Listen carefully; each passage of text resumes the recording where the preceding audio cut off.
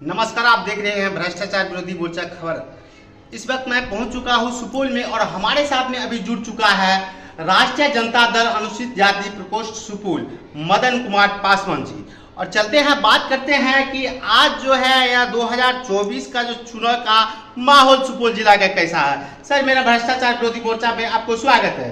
देखिए, आपके चैनल को मैं स्वागत करता हूं। आपके चैनल से मैं संदेश भी देना चाहता हूं तमाम जनता मालिक को। सुपौल लोकसभा में हम लोगों को इंडिया गठबंधन की सरकार बनेगी और सुपौल गठबंधन के उम्मीदवार जो है चंद्रहास चौपाल जी, ये 2/3 मतों से आगे बढ़ेगा और भारी मतों से हम जीत रहे हैं।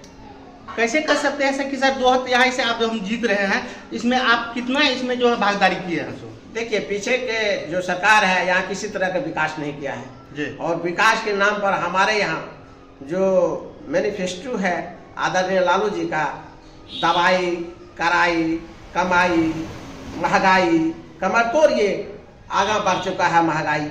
और उस महंगाई के दौर में हमारे जो है तेजस्वी जी 17 महीना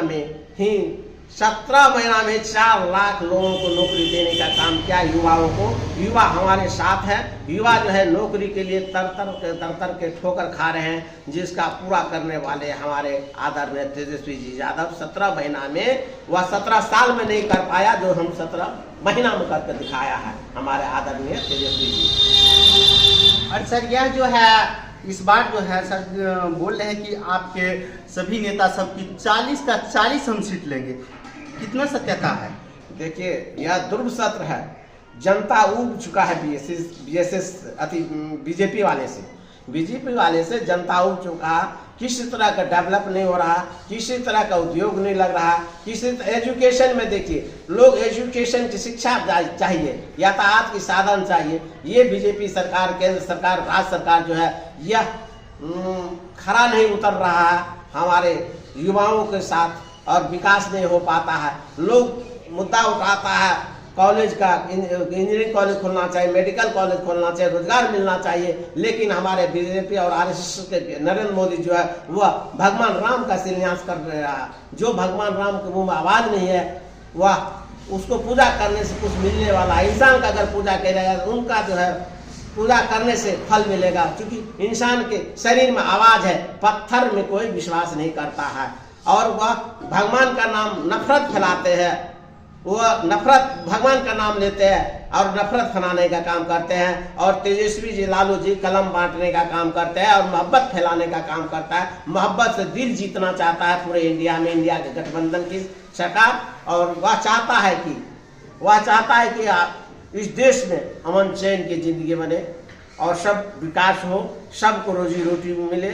और रोजी रोटी के तहत ही हम सबको यहाँ उद्योग, बढ़िया से बढ़िया उद्योग लगे बिहार में, सब जगह उद्योग लगे, ताकि बेरोजगार हमारे किसी राज्य में जाता है वहाँ मार होती है, पीट होती है, उसको मजदूर को भगाया जाता है। यहाँ से मेरा बिहार से मजदूर पलायन करता है दूसरे राज्य, दूसरे देश, लेकिन वहाँ प्रताड़ित किया जा रहा है हमारे मजदूर को। तो इसलिए मजदूर सब यहाँ त्रस्त है मजदूर सभी। इसलिए यहाँ चाहता है, एक आवाज आ रहा है कि हम लोग को यहाँ रोजगार दिया जाए, हम लोग को उद्योग दिया जाए। जो आदरणीय लालू जी का संकल्प है कि हम लोग जीतेंगे तो उसमें आपको सारा सुविधा दिया जाएगा। अभी 1 करोड़ नौकरी का बात किया है, हमारे घोषणा किया है तेजस्वी जी। 10 किलो अनाजों का घोषणा किया है, बिजली फ्री करने का 2 यूनिट किया है सभी गरीब को, और नौकरी भी देने का घोषणा संकल्प पत्र में किया है कि मैं 1 करोड़ नौकरी दूंगा। आदरणीय तेजस्वी जी का संकल्प है। इसलिए युवा जो है, युवा शक्ति हमारे साथ है। हम लोग को विश्वास है, हमको विकास चाहिए, विनाश नहीं चाहिए, हमको विकास चाहिए। वह विकास नहीं, नरेंद्र मोदी सिर्फ हनुमान नहीं उछलते रहता है, विदेश जाता है, अपने देश का चिंता नहीं करता है। वह उसको विदेश जाने का होड़ लगा हुआ। देश में क्या घटना, आप देखिए कोरोना काल में 6 महीना वो अंदर चला गया।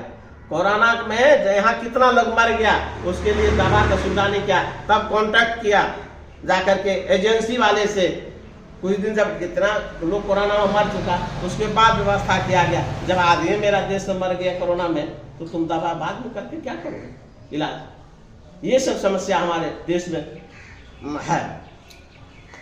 सुपौल में देख रहे हैं कि इससे पहले जो कितना की लागत से जो है वह पुल बन रहे थे वो अभी ध्वस्त हो गया, क्या कहना चाहेंगे? वो तो आपका चैनल भी वहाँ कितना आदमी चैनल लेकर पहुँचा है और देखा है कि 12 करोड़ का सुपौल में पुल है, वह पुल गिर गया। वह बालू पर मिट्टी जैसे बालू हम लोग कहते हैं, वह बालू पर जोड़ा गया और वहाँ का ढह गया। वहाँ देखिए कितना मजदूर मर गया, उसमें कितना घायल हो गया, सब वहाँ गया। वहाँ गया तो देखा, और आप भी देखे होंगे या चैनल के माध्यम से सब जगह की तुरंत 1200 करोड़ का पुल चला गया, क्योंकि कमीशन खोर है। वहाँ कमीशन आप दीजिएगा तो वो मजबूती कहाँ से आएगा? उसमें मजबूती क्यों आएगा? हम कमीशन में पैसा देते तो हम मजबूती बनाएंगे, पुल नहीं बनाएंगे। हमको बचेगा तब ना हम आपको देंगे। तो ये चीज़ वहाँ उसको लागू है, लोग उसको कमीशन खोर सब बैठा हुआ वहाँ, तो अब लोग पुल होगा, गिरेगा, लोग मरेगा, उसका अभी तक मुआवजा नहीं दिया गया। वहाँ गरीब सर जाते हैं जो कि ऑफिस जाते हैं और थाना जाते हैं, उनको भी जो है दबाया जाता है, क्या कहना चाहेंगे? जी हाँ, यही आवाज़ दे, ये सुशासन सरकार है। सुशासन सरकार में सुनने वाला नहीं, गरीब का आवाज़ को कौन उठाता है? गरीब का आवाज़ को सब दबाने का काम करता है, और वह थाना जाता है तो घूर का आता है और सब जगह कहता है कि नहीं ये काम नहीं होगा। उसको गरीब को डांट कर भगा देता है पैसा के कारण। उसके पास पैसे नहीं तो घुस देगा कहाँ से? उसका केस पेंडिंग पड़ जाता है और गरीब का आवाज़ नहीं उठाता है। यहाँ प्रशासन जो देख रहे हैं मुख्यमंत्री सब तो मिली भगत के द्वारा है, सब मिली भगत है यहाँ से वहाँ। तो गरीब का आवाज़ उठाएगा कौन? गरीब का इंसाफ कौन देने वाला? गरीब का इंसाफ देने वाला एक ही था, लालू यादव। 1990 से लेकर कहा था गरीबों का आवाज़ दिया और गरीबों को साथ दिया, गरीबों का आवाज़ उठाया।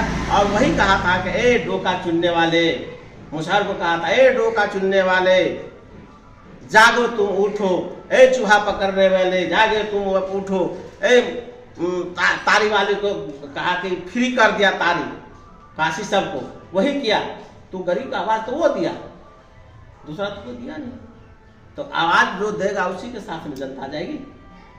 तेजस्वी यादव का यदि जीत होते हैं सर, तो वह जो है क्या करेंगे सबसे पहले सो बताइए। देखिए तेजस्वी यादव का अगर जीत होती है, जीत तो होगा ही, कन्फर्म हम लोग जीते हैं। हम लोग गया भी सिर्फ बहुत जगह, हम लोग को रिपोर्ट है कि हर जगह जीत रहे हैं। तेजस्वी यादव का मूल सिद्धांत है बिहार में उद्योग लगाना, युवाओं को नौकरी देना, दवाई समय पर होना चाहिए, सिंचाई समय पर होना चाहिए, प्रशासन की कार्रवाई सही समय पर होना चाहिए। तेजस्वी जी का मूल मंत्र है विकास होनी चाहिए। जो 17 महीना में वह 4 लाख नौकरी वो दिया है, जो वह 17 साल रहा है यहाँ नीतीश जी की सरकार, लेकिन काम नहीं किया। इसके किए हुए पर अब आंगनबाड़ी को देखिए, शिक्षा मित्र को देखिए,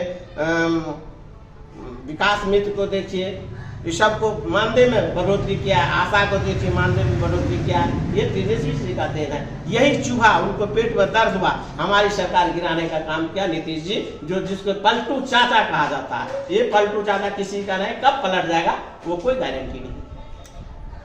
जाति की जनगणना जो हर जगह बांट दिए गए है, उसके बारे में क्या कहना चाहेंगे? देखिए ये तो बहुत खुशी हुई, बिहार सरकार ने ये आवाज उठाया, लालू जी ने, तेजस्वी जी ने। अभी जो जनगणना हुआ है बिहार में, जातीय जनगणना में बहुत अच्छा इंसाफ मिला। सभी जाति सभी वर्ग को हक देने का काम होगा, और जिसका जितना भागीदारी है उसका इतना हिस्सेदारी है। ये जाति समीकरण जो है यहाँ सबको देख लिया कि हमारी जाति को दबाया जाए, इसलिए जाति जनगणना करवाया। और जाति जनगणना करवाया तो उसमें सबको देख रहा है कि भारी जनसंख्या हमारे बहुजन का है, उसको दबा कर छुपा कर रखे थे। लेकिन होना चाहिए सर, जाति जनगणना में गरीबी जनगणना होना चाहिए और अमीरी जनगणना होना चाहिए कि जाति जनगणना होना चाहिए, सो बताइए। देखिए जनगणना तो सबके लिए बराबर है, उन्हें अमीरी देखा जाएगा ना गरीबी देखा जाएगा। उस जनगणना सभी जाति को है, समान वर्ग का भी होना चाहिए, उसमें भी गरीब है उसमें भी अमीर है। ऐसी बात नहीं है कि दलित में गरीब है, उसका भी देखते हैं। बहुत बदतर हालत ऐसा है कि जंगल में समान वर्ग में नहीं है, सबको देखते हैं। बाहर जाता है मजदूरी करता है, वो भी, हम भी मजदूरी करते हैं, हम भी बाहर जाते हैं, क्योंकि हमारे पास उस तरह का उद्योग नहीं है, उस तरह की व्यवस्था है, इसलिए हम बाहर जाते हैं। तो जनगणना करवाया गया, गरीबी अमीरी नहीं देखा जाता, वो जनसंख्या निकाला गया तो किसकी कितनी जनसंख्या है वह उस पर भारी होगा। लेकिन होना चाहिए सर क्या? जी जी, गरीब और अमीर दुनिया जाति है कि दूसरा और जाति कहाँ से है सर? नहीं सर, गरीब तो हम ही है, अमीर भी इस देश में है। तो जो जैसा कर्म करता है वैसा उसको फल मिलता है, वैसे आगे बढ़ता है। हम मजदूरी करते थे मजदूर के रूप में, आप मेहनत करते हो आगे बढ़ते हैं। तो गरीब में मजदूरी में अमीर की क्या बात है? समान अधिकार होना चाहिए। बाबा साहब का सपना था सबको समानता के अधिकार मिलना चाहिए। एक समान में एक रूपता में आएगा तो उनको हक अधिकार मिलना चाहिए। बाबा साहब का यही सपना है, बरसों से लड़ा है। उसी के सपने को पर हम लोग भी चल रहे हैं, उन्हीं के बताए हुए कदमों पर चल रहे हैं और संघर्ष कर रहे हैं कि ताकि हम भजन का इंसाफ दिला सके, गरीब की इंसाफ दिला सके, दलित की इंसाफ दिला सके। बाबा साहब का यही संविधान भी कह रहा है कि देश बचेगा, संविधान बचेगा। हमारा संविधान खतरा में नहीं है, संविधान खतरा में नहीं है। नरेंद्र मोदी की कुर्सी खतरा में है। देश बचाओ, नरेंद्र मोदी भगाओ। आपने भी सुने राष्ट्रीय जनता दल अनुसूचित जाति प्रकोष्ठ सुपौल मदन कुमार पासवान जी, और अभी जो है बहुत अच्छा जो है बात बोले हैं। और इनके बातों से कितना आप सभी सहमत हैं, अपने अपने राय कमेंट बॉक्स में जरूर लिखें। धन्यवाद।